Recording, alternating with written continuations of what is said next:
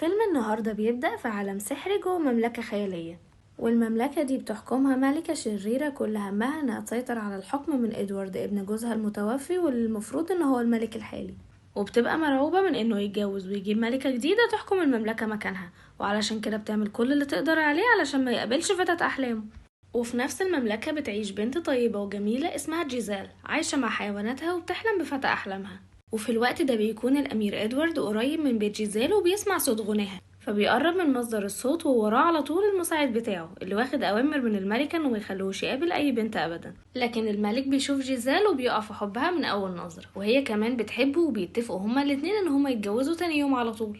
وطبعا الملكة الشريرة اللي بتعرف دبة النملة في المملكة بتعرف كل ده، وبتقرر انها لازم تلاقي حل علشان تتخلص بيه من جيزال. وتاني يوم واللي هو يوم الفرح بتلبس جيزال فستان الفرح وبيجهزوها حيواناتها، وبتبقى مبسوطة جدا انها هتتجوز الامير. لكن قبل ما بتدخل لقاعة الفرح بتوقفها ست كبيرة وبتقول لها انها ما ينفعش تتجوز قبل ما تتمنى امنية في بئر الامنيات. واول ما بتقرب جيزال بتزقها وبتوقعها جوه البير، وبتقول لها ان البير ده هيوديها لعالم ما فيهوش السعادة الابدية اللي هي بتحلم بيها، وبتتحول الست العجوزة للملكة الشريرة. لكن السنجاب الكيوت ده بيكون شاف كل اللي حصل، وهنا بتفضل جيزيل جوه البير لحد ما بتلاقي نفسها قدام دورية، ولما بتفتحها بتطلع في وسط شارع زحمة جدا في أمريكا. وبتفضل ماشية في الشارع وعمالة تخبط في الناس، وبتبقى مستغربة جدا ازاي ناس ماشية وتحتيها مكعبات حديد بتمشي بيها، قصدها على العربيات يعني.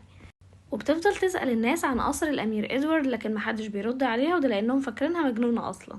وبتفضل ماشية في الشوارع لحد ما الوقت بيتأخر والدنيا بتفضى عليها، وبتلاقي راجل عجوز فبتقعد جنبه وبتقعد تشكيله همها، فبيسرقها هو كمان ويخطف التاج اللي على راسها. وبعدها بنروح لروبرت اللي بيتأخر في شغله بسبب مشاكل عنده، وبنشوفه وهو بيكلم السكرتيرة بتاعته وبيقول لها انه مش عارف ازاي يفاتح بنته مورجان في انه هيتجوز حبيبته نانسي وانها هتفضل عايشة معاهم على طول.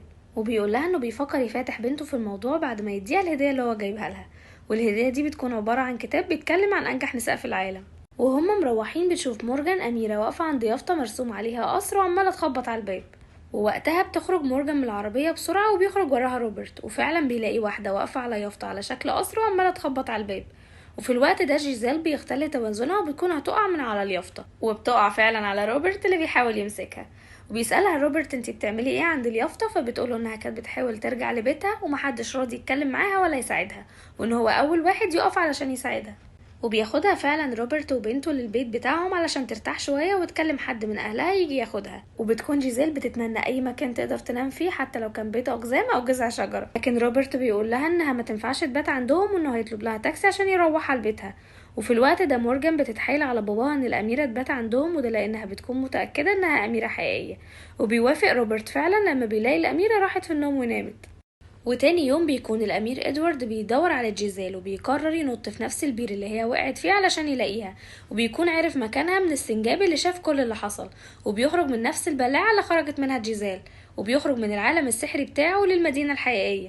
ولما بتصحى جيزال الصبح بتلاقي بيت روبرت ومورجان مبهدل جدا، ووقتها بتبدأ تغني الأغنية اللي هي متعودة عليها، وفعلا بتقدر تأثر على الطيور والحيوانات علشان يساعدوها في تنظيف البيت. وبيبقوا حاجات غريبة بقى، طيور على فران على صراصير اي حاجة، وبيبدأوا فعلا ينظفوا البيت زي ما امرتهم جيزال، لحد ما طائر منهم بيوقع طبق وبيكون سبب في ان مورجان تصحى من النوم وبتشوف بعينيها الحيوانات وهي مالية الشقة كلها. وقتها بتروح تصحي باباها لانها مهما حكت له مش هيصدقها ولازم يشوف بعينه.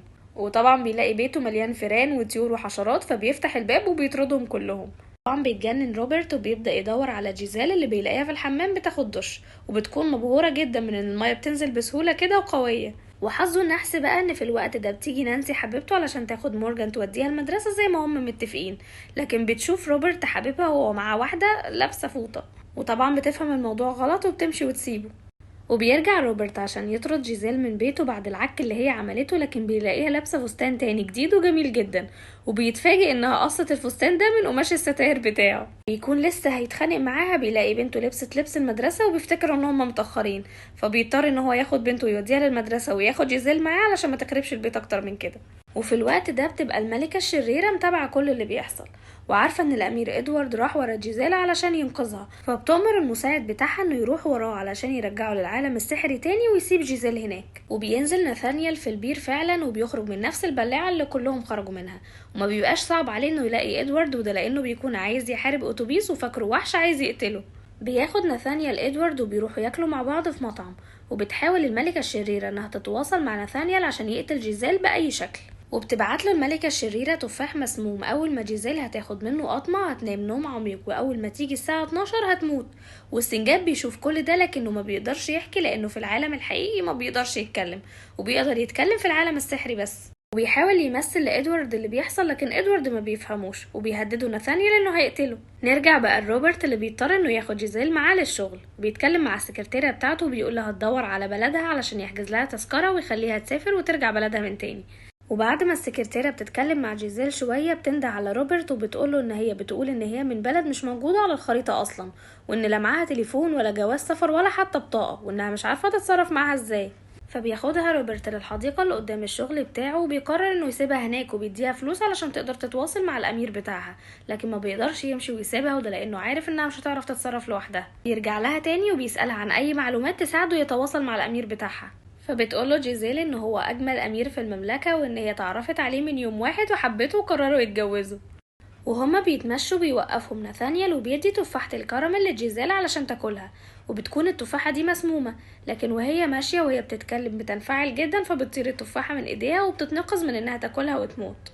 وبتبدأ تديله نصايح في الحب، وبتقول لروبرت انه لازم يعترف لنانسي انه بيحبها كل يوم اذا كان عايز يصالحها. وبتطلب جيزيل من حمامتين ان هما يوصلوا ورد لنانسي على انه من روبرت، وبينجح الموضوع فعلا وبتصلح الموضوع ما بينهم. وبيقرر روبرت انه يعزم جيزيل وبنته مورجان على الغدا علشان يشكرها انها صلحت ما بينه وما بين نانسي. وبيتكلموا مع بعض وبيحكي لها روبرت انه في يوم من الايام قابل واحده وحبها جدا واتجوزها، واللي هي تبقى مامة مورجان، وان هما بعد ما خلفوا صحي في يوم ولقاها سابته وسابت بنته، وهو من ساعتها وهو اللي بيربي بنته لوحده وما بيخليهاش تحس باي نقص. ووقتها بيجي ناثانيال اللي متنكر على انه طباخ في المطعم وبيقدم لجيزيل عصير تفاح وبيطلب منها انها تشربه، وقبل ما تشربه بينط عليها السنجاب وبيوقعه على الارض. وبيحاول ناثانيال انه يقتل السنجاب لكنه بيهرب منه. وبتيجي مذيعة تعمل لقاء صحفي مع جيزيل عشان تسألها عن السنجاب اللي لقيته في أكلها، لكن بتقول لهم انه صديقها من زمان واستحالة يأذيها. وبيجي روبرت ياخدها ويمشي قبل ما تلبخ اكتر من كده. وفي الوقت ده بيشوفها ادوارد اللي قاعد 24 ساعة قدام التلفزيون ومبهور بيه جدا، وبيفضل يسأل المذيعة عن مكانها وهي فعلا بتقول عنوانها. وبيوصل ادوارد للعنوان فعلا وبيفضل يمشي ورا صوت جيزيل لحد ما بيوصل للعمارة، لكن بيفضل يدخل شقة شقة علشان يدور عليها لحد ما بيتعب وبينام على السلم. وتاني يوم الصبح بيوصل للشقة اللي فيها جيزيل فعلا، ولما بيتقابلوا بيتبسطوا هما الاتنين، وبيفضل يغني ادوارد لكن بيلاقي ان جيزيل مش بتغني معاه، وهي بتطلب منه انه ياخدها في ديت ويسهروا هما الاتنين مع بعض ويتكلموا عن نفسهم. فبيوافقها ادوارد وبياخدها وبيمشي. ووقتها بتودع جيزيل روبرت ومورجان وبتقول لهم انها تتمنى انها تشوفهم في مدينتها، وده لانها حبتهم جدا. وبتكون الملكة الشريرة في الوقت ده بتراقبهم وعارفة كل اللي بيحصل، وعارفة ان ناثانيال ضيع تفاحتين وبقيله تفاحة واحدة، فبتقرر انها تروح بنفسها للعالم الحقيقي علشان تقتل جيزيل. جيزيل بقى بتفضل تحكي لإدوارد يعني ايه ديت ويعني ايه موعد غرامي، وانه مش شرط يكون ليه مدة محددة، وبتطلب منه ان هما يروحوا هما الاتنين بالليل لحفلة موسيقية مع بعض.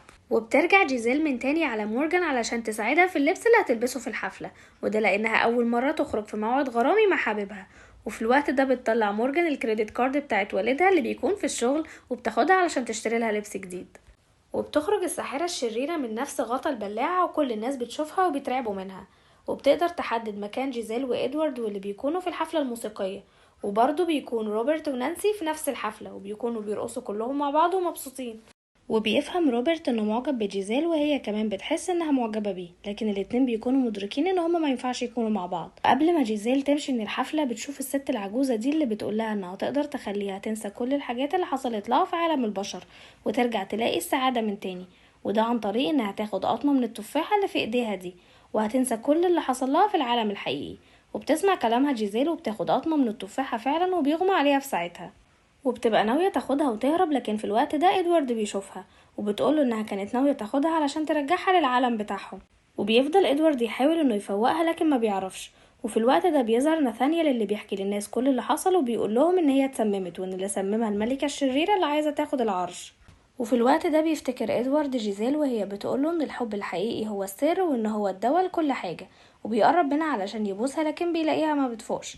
وفي الوقت ده بيدرك روبرت ان هو حبها الحقيقي، ولما بيبوسها بتفوق فعلا وبترجع تاني للحياة.